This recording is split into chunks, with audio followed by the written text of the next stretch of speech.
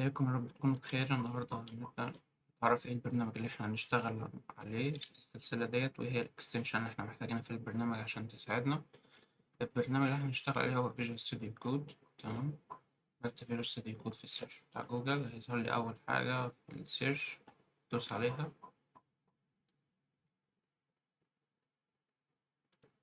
دخلنا على الموقع بتاع فيجوال ستوديو كود. لو انت ويندوز فانت هتدوس داونلود فور ويندوز. تمام، وهيبدأ يحمل معاك.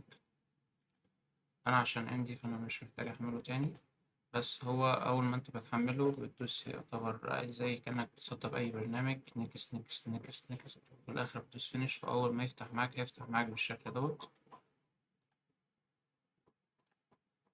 تمام، ده المفروض واجهة البرنامج اللي احنا هنشتغل عليه.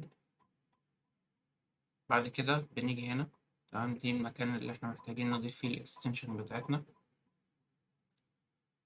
وأنا عندي هنا اكستنشنز كتير، احنا كل ده مش محتاجينه دلوقتي، أنا هقول لكم عن الحاجات الأساسية اللي احنا محتاجينها.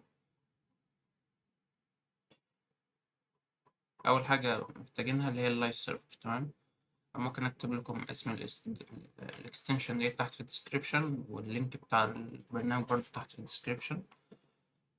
اللينك اللايف سيرفر ديت اللي هو احنا بنشغل منه ال HTML بتاعنا او البرنامج بتاعنا بعد ما نخلص. تمام، اللي انا دوست عليه في اول فيديو اللي هي جو لايف. تمام، بعد ما بكود الكود بتاعي والصفحة بتاعتي بدوس جو لايف، وهو بيروح يفتح لي على طول على الديفولت براوزر. تمام، اللي هو البراوزر اللي هو الطبيعي اللي هو بيفتح عليه. لو انت عندك جوجل كروم فهو يفتح على جوجل كروم، لو عندك ايدج هيفتح على ايدج. تمام، بس فانت اول ما تدوس جو لايف هو على طول بيروح على البراوزر الديفولت بتاعك ويشغل عليه البرنامج بتاعك زي ما عملنا في اول فيديو. دي اهم حاجة حاليا محتاجينها. تمام، ومع الوقت هقول لكم ايه هي برضو الاكستنشن اللي احنا محتاجينها كتنظم الكود والكلام ده، بس احنا مش محتاجينها حاليا. بس فيما بعد أثناء الفيديو هقول لكم ايه هي الاكستنشن اللي احنا محتاجينها مع كل فيديو. تمام، وفي اكستنشن تانية هتفيدكم كتنظيم الكود، بس احنا حاليا مش هنبدأ كأكواد كبيرة فمش محتاجينها حاليا، فأول ما تيجي وقتها هقولها.